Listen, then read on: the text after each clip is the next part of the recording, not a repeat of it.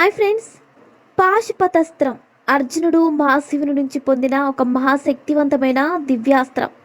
ఈ అస్త్రం మహాభారతంలో అతి శక్తివంతమైనదిగా పరిగణించబడింది మరియు యుద్ధంలో ఉపయోగించినప్పుడు తీవ్ర వినాశాన్ని సృష్టించగలదని భావించబడింది.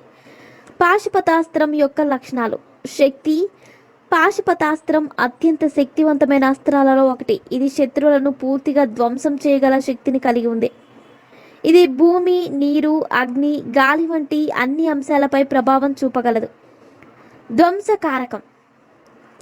ఈ అస్త్రం వినియోగించినప్పుడు అది సామాన్యంగా ప్రతిదానిని ధ్వంసం చేసే శక్తిని కలిగి ఉంటుంది. అది విశాల ప్రదేశాలను మరియు పెద్ద సైన్యాలను ఒకేసారి ధ్వంసం చేయగలదు. దేవతల ఆధీనం.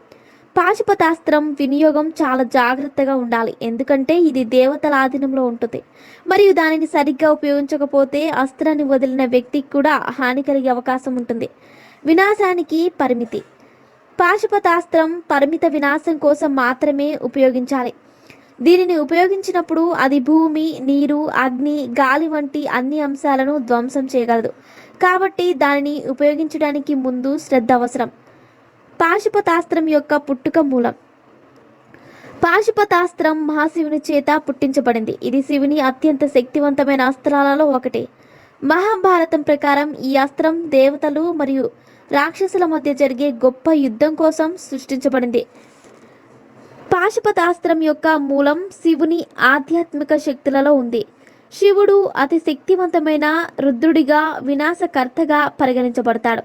అతని కోపం, శక్తి మరియు ధ్వంసశక్తి ఈ పాశుపతాస్త్రంలో సజీవంగా ఉంది.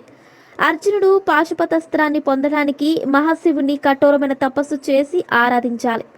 తన ధార్మికత, భక్తి మరియు ధైర్యం ద్వారా అర్జునుడు ఈ అస్త్రాన్ని పొందాడు. కురుక్షేత్ర యుద్ధంలో అర్జునుడు ఈ అస్త్రాన్ని కేవలం అత్యవసర పరిస్థితుల్లో మాత్రమే ఉపయోగించాడు. సారాంశం. పాశుపతాస్త్రం మహాభారతంలో అర్జునుడికి మహాశివుడు ఇచ్చిన ఒక అద్భుతమైన వరం. ఈ అస్త్రం అత్యంత శక్తివంతమైనది మరియు దాని వినియోగం చాలా జాగ్రత్తగా ఉండాలి. శక్తి, ధార్మికత మరియు భక్తి కలయికలతో అర్జునుడు ఈ అస్త్రాన్ని సమర్థవంతంగా ఉపయోగించి తన శత్రువులను జయించాడు. మరిన్ని ఇంట్రెస్టింగ్ అప్డేట్స్ కోసం మా ఛానల్ని సబ్స్క్రైబ్ చేసుకోండి.